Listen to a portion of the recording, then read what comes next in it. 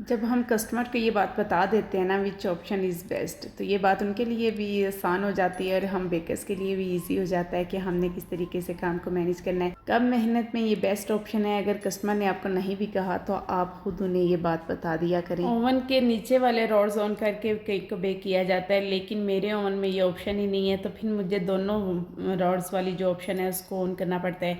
तो मैं केक फिर इसी तरीके से बेक करती हूँ कि ओवन के दोनों रॉड्स ऑन करती हूँ, और उसकी वजह से केक जो था वो हाइट में बनाना था, तो ऊपर वाले रॉड की वजह से ऊपर से थोड़ा सा केक मेरा जल गया है। जब से मैं इस्लामाबाद आई हूँ तो ओवन मैंने यूज़ नहीं किया। स्टार्ट में एक आध केक बेक किया था, लेकिन उसके बाद फिर मैं पतीले में बेकिंग स्टार्ट कर दी। लेकिन आज मैंने कहा मेरा ओवन उदास पड़ा हुआ है, कितना यूज़ होता था, सुबह शाम चलता था चुनिया में, तो यहाँ आके बेचारा उदास है, तो मैं थोड़ा सा इसको भी यूज़ करूँ। ये केक एक हफ़्ता पहले कंफर्म कर दिया था कस्टमर ने, उन्हें पाइनएप्पल फ्लेवर में चाहिए था और सोनिक कोई गेम है उस थीम में चाहिए था, तो उन्होंने एक हफ़्ता पहले मुझे पेमेंट भी कर दी। अब पेमेंट क्योंकि मैं यूज़ कर चुकी थी और मुझे इस बात की टेंशन हो रही थी कि हैरियत से उनका केक बन के चला जाए, फिर मुझे तसल्ली होगी।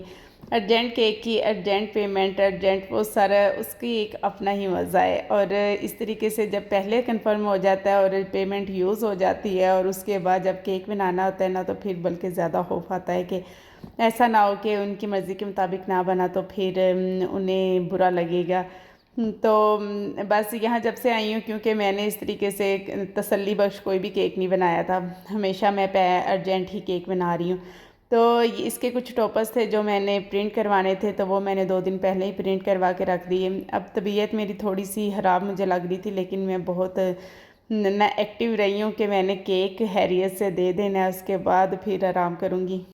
ये केक के ऊपर जो प्रिंट्स निकलवाते हैं, एक तो ये ज़्यादा कॉस्टली नहीं होते, ये थोड़े पैसे में बन जाते हैं। फॉन्डेंट वर्क ज़्यादा महंगा होता है और उसमें मेहनत भी बहुत ज़्यादा होती है, इसलिए इस केक की प्राइस भी ज़्यादा होती है। और अगर ये प्रिंट निकलवा ली जाए तो इन पे कॉस्ट कम आती है और दूसरा अच्छे भी लगते हैं।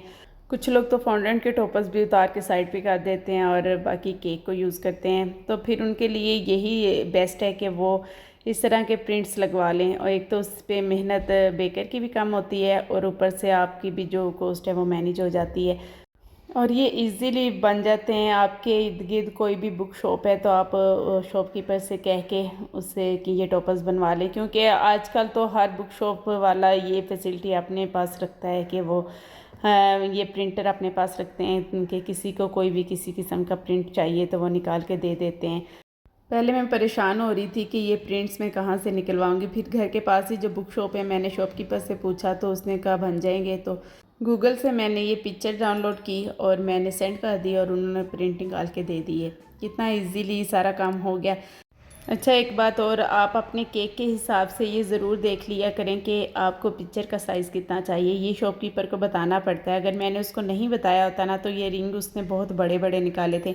मैंने उससे कहा था सिर्फ 2 इंच के रिंग होने चाहिए और 3 इंच की पिक्चर होनी चाहिए, और उसे इस बात की समझ नहीं आ रही थी कि वो कह रहा था ये कैसे पता चलेगा। मैंने कहा आपको अंदर ऑप्शन होगी, कोई देख लीजिएगा।